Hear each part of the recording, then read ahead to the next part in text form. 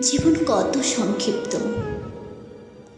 একটা সকাল হঠাৎ করেই শুরু হয়, আর চোখের পলকেই সন্ধ্যা নেমে আসে। মাঝখানে কত কাজ, কত কথা, কত দৌড়, সব কিছুই নীরবতার সাথে একসময় মিলিয়ে যায়। মানুষ ভাবে সময় অনেক আছে হাতে, কিন্তু দিনগুলো ধীরে ধীরে ফুরিয়ে যেতে থাকে। যে কাজটা পরে করব বলে আগামী দিনের জন্য ফেলে রাখি, সেই আগামীকালটা আর কখনো নাও আসতে পারে। একটা মুহূর্তেই বদলে যায় সব হিসেব।